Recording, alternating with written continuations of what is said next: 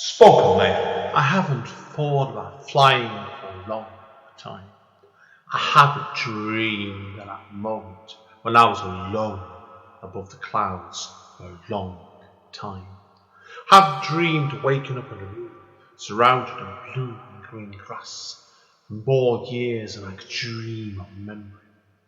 I haven't walked back into the past or scratched on the doors of my origins, where it all came from, since I hung up that cape for the last time. Return to Kent Town 10th Year Anniversary Edition is a revised version of Andy N's first poetry book.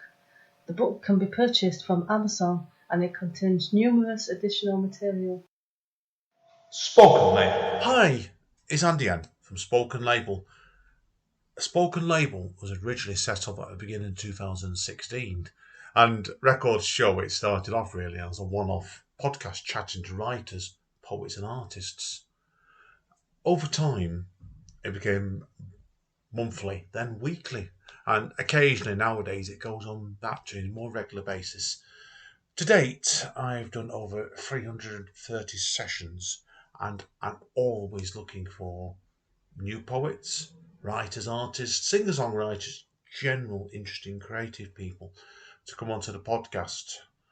You can find this on all the usual networks over Apple, iTunes, Spotify, Podbean, Podbay, and dozens of others. But it does have a central database of Spoken Label, which is all one word, .bandcamp.com. Obviously now, to help me with the running costs of this podcast, I'm always grateful for any kind of donation to assist me with it. You can either do the donation through the Bandcamp page by putting in a fee to download one of the free podcasts, or send it over to my PayPal to aen1mpo@yahoo.co.uk. My email address again is aen1mpo@yahoo.co.uk. Enjoy the podcast. Take care. Bye. Spoken label. Hi guys, Andy N, Spoken Label, back in the house on a stressed out Tuesday. I've had one of those days in the day job today, but anyway, it's always good because a good podcast always seems to calm me down like soothing music. This is a good one today because the young lady I've got with me today, Scarlett Ward, we were just discussing this, and it's been quite funny because Scarlett bought her first book out a couple of years ago, and she actually sent the book to me to preview, and we're going to get her on Spoken Label, and it never happened, did it, Scarlett? I don't know why. Life got in the way. Yeah, I always say it's shit for brains me, but it could have been shit for brains Scarlett as well there. So, but anyway, welcome on board anyway. So a couple of years later. Now, we've been chatting before, Scarlett, about where you're coming from, because you're telling me before you're at the Cannock Chase area in Birmingham, aren't you? So, and I've just been scaring you with the ghost story around your neck of the woods and the woods around there as well. Yeah, thanks for that, Andy. Yeah. So I'm from Staffordshire. I've been born, bred, raised in Cannock, and I do a lot of work in Birmingham as well. But that's kind of where I'm based. Brilliant. Now, obviously, we've got a lot of ground to cover today, so I don't want to waffle on too much. It's more for you, this really. But obviously, tell people a little bit about your background as a creative person, first of all. Then. Yeah, so I'm a poet, a workshop facilitator, and I've recently made my foray into the world of publishing. So in terms of background, I did English at university, and that's kind of where I fell in love with poetry and writing poetry. And I kind of developed this hunger and just want to read everything, because I think the curriculum when I was at school was very much like Victorian poets, and that definitely has its merits, but I wasn't familiar with a lot of contemporary poetry, and it was only when I went to uni and I discovered all these amazing poets that were creating such incredible poetry and having these wonderful discussions and conversations that I really fell in love with the scene. So I started writing as I kind of left uni, writing all the time, reading all the time, and that's where I kind of fell in with the Birmingham poetry scene. So Birmingham has some amazing poetry nights, spoken word nights, and they used to have a writing group called Birmingham Stanza, and we used to meet at Waterstones in Birmingham. This is going back like maybe like 6, maybe even 7 years ago. And that's where I made a lot of friends, and that's where I got to know Stuart from Verve Press. And the first ever Verve festival was actually at that Waterstones, and I remember everything was held from like that upstairs room, and it was just Verve Festival this weekend, just gone a couple of days ago. So to be able to see that festival go from like one room to the Hippodrome, like it's just amazing to be able to, be a part of that growth. But yeah, so that was kind of how I started and how I fell into poetry. Brilliant. Now, obviously, we want to talk about, first of all, and this is only a beginning. I like that when I use this next word, just the beginning of the story for you, really, Scarlett. When you bought your debut collection, Ache, didn't you? Run by Verve Press. That was all the way back in 2019. So I know it's a different world, doesn't it? Then little were we to realise what was going to happen in the world. Yeah, it does. It's God, completely. Your story reminds me a lot of my first book. I put my first book out in 2010, and I went down with diabetes the year after. So when my second book came out, everything had changed the world and in my life, and what's been happening to you since then. I know we'll come on to that in a minute, but obviously, do you look back at this first book now and think to yourself, you're a completely different writer to where you are now, do you reckon, after what's happened since? Yes, absolutely. I look back at it now and I think my writing's come on a long way. I was quite young when I released that. And I think I've hopefully developed a bit more sophistication in my writing, and I write about more sophisticated subjects. But also, like, that book was very important to me because I wrote a lot about things that were important to me at the time. I was going through a lot of like mental health struggles, and poetry was really very cathartic for me. And I felt like I reached a lot of people through that book and through that that time of my life.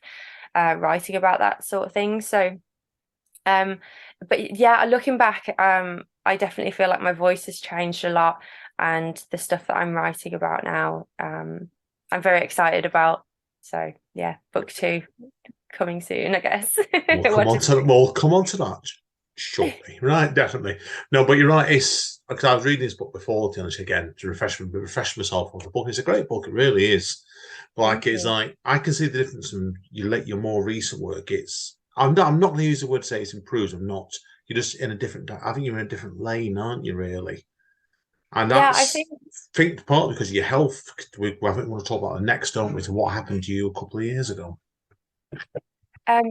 Yeah. So I think the writing that I was producing back then, I really enjoyed making that book, but I think the whole process of making and putting together a collection really helps you grow as a writer and helps you understand that relationship between the reader and writer.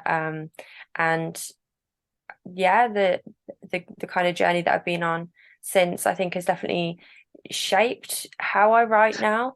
I think when I got sick, for a while I was just writing as therapy, writing for myself, poems that the world will never see. I was having a really good conversation with my friend and an amazing poet, Sally Ann Rock, about how sometimes you just need to write for yourself, and it might be terrible poetry, but if it's what you need to say in that moment, it's almost like you're talking to yourself, helping yourself to navigate and digest certain situations.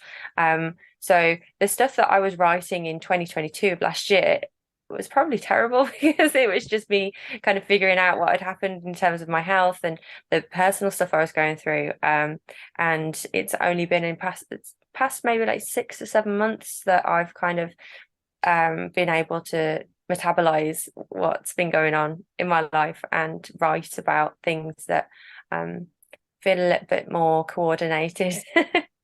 Yeah, no, everything you do takes time. Like, it's like in my case, so I became diabetic in 2011. It took me 5 years to bring out my second book after that. and by which Yeah. point it was completely different to the first book, and it wasn't a book of like woe be me. It wasn't. Just you need that reflection time, I think, sometimes anyway. So Yeah, and did you find that when you were writing, you weren't really considering whether it was going to be a book or not? You were just kind of producing yeah, definite. poetry. Yeah, definite. It was. I was at that point where I was mourning. It was almost like I was mourning for what had happened, the way my life was almost. And I think you must have gone for that stage yourself, definitely with that. So, but yeah, Yeah. that's what happened to me. Now, obviously, since then, obviously, like I said, 40, well, I want to go into your press next, Fawn Press. So Yeah. tell us about, first of all, then, what made you want to do your own press? So, I think in the Midlands we have a really vibrant and strong poetry scene, but also publishing houses. And we have a lot of really strong women-led publishing houses, such as Nine Hmm. Arches Press, the Emma Press. And I saw these incredible women, such as Jane Camain and Emma from the Emma Press. And I just thought, wow, they're incredible. Like they're incredible people. And I really got into editing. And I used to edit a magazine with an organization called Homegrown 31. And I really enjoyed that process. I really enjoyed that like nurturing of writers. So it's something that I'd always wanted to do. So I set it up in 2021, and it's very important to me. I'm very passionate about the fact that we kind of seek to represent emerging writers and Hmm. underdeveloped writers. But I think something else that's quite unique about Fawn Press is that we only publish pamphlets. So pamphlets up to maybe like 20 Hmm. to 20 to 30 poems. And I Hmm. don't know another press that makes No, only I don't. pamphlets. That just may be a gap in my knowledge, but I think when writers are kind of nurturing their voice sometimes, and I feel that was the process with me. I thought that, oh, to be a proper poet, you need a proper book, and I need to make a collection in order to be a proper poet. When actually a pamphlet is a really divine um like form in itself. I think they Hmm. can be very condensed, very powerful, and also it gives you that kind of stepping stone to kind of explore your voice, explore your journey. And I think if more presses only championed pamphlets, I think perhaps more writers would make that choice to make a pamphlet. And I know it's a very individual decision, and it really depends on what your vision is for your project. But I wanted to kind of make a press that would offer that option and really play a part in our poet's journey. We only produce, I mean, at the moment we're producing like 3 books a year, which is nothing compared to like some of the bigger presses. But it does mean that I get to really play a part in the poet's journey, in publicizing and marketing their pamphlets, and also just having like one-on-one conversations with them on how they want it to be, what they want it to look like. Yeah, we have like a really strong kind of brand identity with Fawn Press, and that's something I'm quite proud of. But yeah, that was kind of the motivating factor behind setting it up, really. Brilliant. Now, obviously, people wonder, it's not just you with this press. I know you've got a team. So tell us about how all your team met then. How you met all So your team then. it kind of evolves over time according to the project and how much money we have, really, because I feel very It's always passionate the about case. paying people. Yeah. But yeah, I feel very strongly about like paying people. So we had Lexia Tomlinson helped me read submissions and edit for the Elements anthology, which was our first publication. And she was fantastic to work with. I've known Lexia for a really long time. She's an amazing poet, amazing performer, and just a general warm, lovely person to be around. So it was great working with her. And we had an intern at the time, Connie Colton, who gave some amazing contributions to the making of that book. And then Fawn Press is also kind of a copywriting house as well. So I do kind of corporate copywriting on the that's the other branch of the company. And I worked with Sally Ann Rock for a little while on that. And yeah, so we've just launched The Thicket, which is a digital magazine, and we're going to do that bi-monthly. And I've been working with Daniel Kay on that, who is a good friend, a really great poet, and a really Oh, I great know actor. Daniel. I know Daniel. Love Yeah, Daniel. Yeah. What a he's lovely guy. everywhere, isn't he? He's Oh, literally all the poetry events. I'm like, Dan, how are you getting around all these places? And yeah, he really makes me laugh. He's a really, really funny guy. lovely. So it's been Absolutely really fun adorable. working with him. I've not met him in person yet, but he's absolutely adorable. He One of the really sort is. of people, he must be giving a hug when you see him. He's that sort of person. And also, like, that's not to diminish his power as a poet. He writes about really important things, and it was really great to work with him in this capacity, because I think he brought to the table a really great eye for poetry, a great eye for metaphor, and yeah, he's just a lot of fun to work with. But yeah, so that's going to be bi-monthly, the magazine is, and that hopefully will be out in the end of March. So when this airs, hopefully you can go read it. Yeah, it'll be out. This will be out a couple of weeks before that, so brilliant. Okay, Scarlett. Yes, can you tell us next then, obviously, about the publication plans for this year? Then, obviously, with your first 3 writers. Then, so obviously, we talked about obviously the anthology, but tell us then about the first 3 writers you've got lined up. So the first 3 writers that we produced already, we've got Sally Ann Rock, Nabila Sagir, and Devjani Bodapudi. And they were all writers that they're absolutely fantastic, incredible pamphlets. So definitely check them out on social media. So those are the 3 books that we produced last year. Devjani's book actually just came out just in January.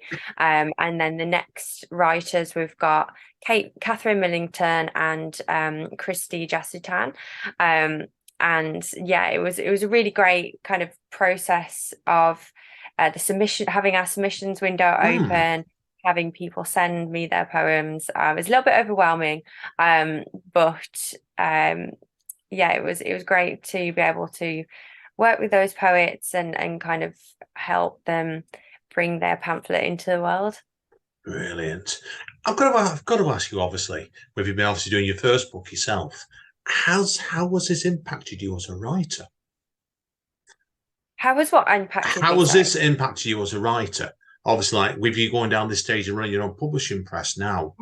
Right, yeah, it's interesting. I definitely have less time to write, That's but true. I'm doing what I'm very passionate about, which is helping other people. So, I'm having to like carve time into my day to write and make it a really intentional kind of practice. And but yeah, helping others like edit their poetry, it helps Mm. me kind of be aware of pitfalls in my own writing.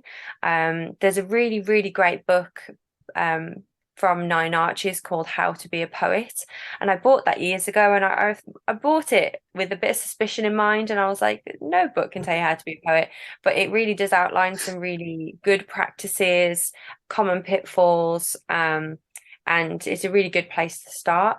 So yeah, working in publishing definitely has helped my writing, kind of my mindset as well, and just to be aware of other people in the publishing community, other journals and other presses. It is really beautiful. We don't see each other as competition.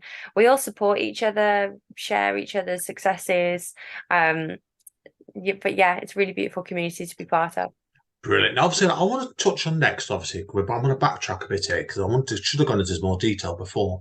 But obviously, about people are wondering about your ME and stuff. So it's like doing what you've done with your ME, I think, is a remarkable story here, particularly like from running your own press. So, Yeah, like, thank it's you. So it's now MS that that I have. MS, I've got ME in the brain. Sorry, I forgot. Yeah, I've no, got this. So no. MS. Apologies, it's my No, fault. Shit, my okay. brains. Yeah, obviously, I want to talk about that because obviously, like, talk about with an MS, like you said, it's like your writing book before is completely different to what you've done before after getting MS. So tell us about Yeah, then. Like this is stuff something people understand really because it changes yeah. you as a person. I think a lot. Yeah, definitely getting a life-changing diagnosis definitely affects you mentally and physically. I'm always happy to talk about my MS because I think when I got sick, I had some really strange symptoms that I just hadn't been able to piece together. And if I can raise awareness, then absolutely want to. So I just realized that I was getting pins and needles. I would have a numb hand, and then one day I lost feeling in both my legs from like the hips downwards. I would get really severe brain fog, muscle spasms. It's like having cramps. And then one day, my speech started to go, and it was like I Wow. was talking like I was drunk, really Yeah, yeah. slurring my words. And I was like, this isn't right. I went to hospital a couple of times and they just told me, oh, it's your period hormones. And I was like, okay, I'm 28. I'm pretty sure I know what a period feels like, but okay. So yeah, sent home. Doctors were baffled. And it was only when I went into hospital because my speech, my swallowing went. I couldn't Oh drink my water. gosh. That just went. And then my speech went completely and I just couldn't talk. And then I actually fell into a coma for about it was about a week. Oh Um, wow. and I had to learn to like walk and talk again. So that's when I was diagnosed with multiple sclerosis, which is a disease where your immune system attacks your brain and your spine. And it is incurable and it is progressive. So I will have it for all my life. But there's some really great cutting edge medication now. There's a good treatments that can kind of slow disease progression and disability progression, that kind of thing. But I remember when I was first diagnosed, not being able to talk, like everything was going on in my head, but I couldn't communicate it. And it was really scary being a poet and a writer and not being able to communicate or talk. And it took me a little while to be able to read again. I couldn't write. So I had a lot of therapy for that. And it's actually this week just gone was my 1 year anniversary. Oh, was it um, really? Oh wow. yeah, it was.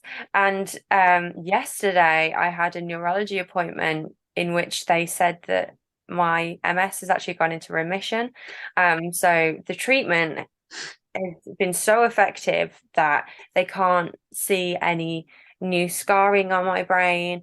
And actually the scars that I do have are starting to heal, which is really, Good. really great news. Good. Good. Um, Good. but yeah, so it did kind of knock me off my feet for a long time. And I'd started Fawn Press about 6 months before getting sick. And then I remember being in hospital being like, oh my God, we were just about to release a new book. Like, I can't let them down. And it was Sally Ann's book that was coming out, Salt and Metal. And because she's a Hmm. good friend, I'm very grateful eternally to Sally Ann because she was so patient with me. And obviously, it took me a while to get any kind of reading faculties back, let alone editing. So she kind of held my hand so much. And yeah, so it was great to work with her. But yeah, so I kind of got back on my feet, and I think it's important to talk about it because when I was first diagnosed, I thought I was the only one in the world. I felt so lonely and isolated. I thought I would never walk, talk again. Doctors said they didn't know if I'd talk again, but I just kind of want to share that story because I'm doing so well now, and you can have a life living with MS, and it's important to Perfect. No, remember great. that it's not a death sentence. I agree completely. I feel like it's. I'm always a believer. I preach for myself about diabetes, but it doesn't slow me down. I mean, Yeah. have you found chart, Scarlett, since you got registered with this? It's You know made me. what, sorry? It made has it. Sorry, my connection went then. Have you found since you got obviously diagnosed with MS? I know it's with diabetes. It made me more focused as a creative person. I think in some ways. How does that? Do you agree with that process? Because it definitely changes you, doesn't it? It does. Do you want to say some more about how it changed you so I can understand that question a little bit more? Yeah, yeah, sure. Yeah, my case was I got to when I bought my first book out. I was really a performance poet, Mm, and I wasn't that bothered about, as I said, actually just reproducing books. But when I did the second book, it made me a much more introspective book. It did, and made mm, I was like it. I looked at like the first book as like a spring book, then the second book as a summer book when I'm coming into my full powers, but looking back at the way I was before. right, And then it right. changed the way I was as a writer and a performer completely. So that's what I'm thinking. I'm thinking about. Oh, amazing. That's great to hear that, first of all, that you felt that you could uncover that in yourself. Mm. Um, I think, in terms of my writing, for such a long time, I was just working so hard on kind of getting my speech back and getting brain fog is a terrible, terrible symptom of Yeah. MS. And it took me a while to get to the kind of mindset where I could write again. And when I was able to, I was just so grateful to. I think I was writing a lot, like I said, for myself and like as catharsis. I think I write despite my MS, I don't let my MS kind of shape me as a person. It's definitely catalyzed a lot of change in my life, and I left situations I wasn't happy in, and it's taught me to kind of like grab life by the jugular, because with a progressive disease, you never know what life's going to be in 5 years, 10 years time. No, So true. it's made me really kind of like seize the day by the throat, for sure. But I'm writing a lot now about violence to women in society, and I think that's something that I've always been interested in, but particularly as now a disabled writer, it's definitely made me see the world from new perspectives. I had to kind of overcome a lot of internalized ableism that I didn't know I had. Being faced with the prospect of being in a wheelchair, I remember saying, I don't want to be in a wheelchair. I don't want to be, as though it was the worst thing in the world. And actually, I had to overcome a lot of this internalized ableism that I didn't know I had. So, has it shaped my writing? Yeah, I think it makes me write with more urgency. I think it makes me a more passionate person, knowing that I'm immortal. When you're younger, you're like, oh, I'm never going to die. Like, I'm going to live forever, and it's absolutely fine. And then you get sick, and you're like, oh no, I actually need to look after myself, and I have to do things now, because I never know what tomorrow's going to hold. So Best way of looking at it, yeah. I'm exactly of the opinion of that one myself, so I agree. So where do you envisage your creativity going next then, Scarlett? Start winding down, because you've done so much, I think, since you obviously got this, and you've not let it hold you back. No, I appreciate that. We could even talk about what you've done in your workshops you have with the BBC and also the Verve Poetry Festival, but we'll let people research that themselves, I believe. I'm very lucky. I've had a lot of great opportunities. But where's next? So I am working on something, a collection pamphlet. I'm not quite sure yet. I'm just kind of letting it ferment in my little cauldron and bubble away. And I'm just kind of writing really organically. I've had a lot of change in my life. I've moved back home with my parents, and it's been a really good kind of environment to write in. So yeah, I'm definitely working on a new collection. I'm not a performance poet like you, Andy. I'm a page poet. I'm an ex performance poet. I don't really do it nowadays. Well, yeah, it's a different art form, isn't it? Yeah. There's no better or worse at all. But yeah, I definitely am a page poet. So I love writing for the visual. But also, there is merit to reading your poetry aloud as you're writing it. And I'm sure we can have a whole conversation about the writing process. But another day. We'll get you back up for another podcast. We'll go for that one, Scarlett. Definitely, I promise you. No, yeah. That'd be good. And obviously, like I said, that's we're looking at in the future. Obviously, Fawn Press will carry on for yourself as well, won't it? So, like I said, you've got your 2 new collections on the way, and who knows what else. Yeah, so they've got the 2 new pamphlets and the Thicket, which is the online digital magazine, which you can send questions for, and read online for free. That's good to me. Okay, well, we'll do wrap up this now. Obviously, if people want to find where Fawn Press is, first of all, where do you recommend they go, I should say? So you can find us on all social media, Fawn as in a baby deer, because Staffordshire's emblem is a deer. That's where that comes from. And you can find our website is fawnpress.co.uk, and that's where we have all of our submissions windows, our shop, and also the Thicket magazine on that website. Brilliant. Now, if people want to find more about you, where do you recommend they go, Scarlett? Right, so if you want to read my work or stay up to date with my workshops or performances, you can find me on Instagram at scarlett.ward. Brilliant, that's good to me. Right, we'll take a quick break then, And we're back, everybody, in a couple of minutes' time with some pieces from Scarlett. Thank you for your patience today, Scarlett. It's been an interesting podcast outside things. See you in 1 minute. Spoken Label. Hi, guys. Andy N, amazing Scarlett Ward. Straight over to Scarlett for a couple of poems. Over to you, Scarlett. Thank you. So this is a poem from an anthology called I Knew a Girl Who Liked to Drink Plain Indigo Ink, and it's from a press called Sunday Mornings at the River. It's a fantastic small press. If you get a chance to check them out, definitely do. And it's called Lonely Girl Emoji. I heart emoji you. I heart in flames emoji you. Oh babe, I'm going to whirlwind emoji. I'm the salsa dance emoji. I'm sideways looking eyes at you across a room emoji while you're all moon face emoji. You know, the one that's looking back at me sideways again. There's no third dimension in emoji love. There's only up, down, left, right, no fourth wall to break. So the narrator of this poem can tell you, reader, that she's losing the plot IRL, that she's speaking to herself IRL, that there's something missing IRL. There's not a girl who makes enough pasta for two but eats alone emoji. There's no girl who didn't expect her life to turn out like this while she's pairing socks emoji. There's no girl so lonely she's holding up the queue in Asda so she can ask the cashier how her day went emoji.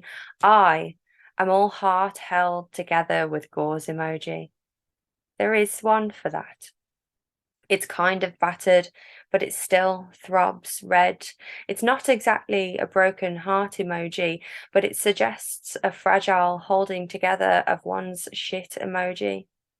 You can find it right after the light bulb section, as though someone once thought falling in love might have been a good idea. Oh, I really needed to cough all the way through that.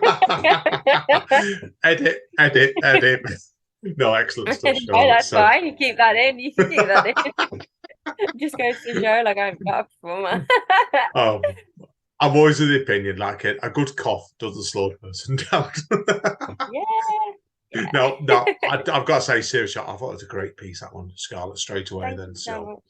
Now, Thank you. I appreciate that. I'm not. It's such a personal topic, so I'm not going to ask you about what the piece was about because you can see it meant a lot to you straight away. So we'll just move straight on. But I did love it. Okay, thank you. Thank you. Okay, over to number two. Cool. Okay, so this is another poem from that same emoji. I'm an emoji lover already. So this is a poem from that same anthology from Sunday Mornings at the River, and it's called Girl.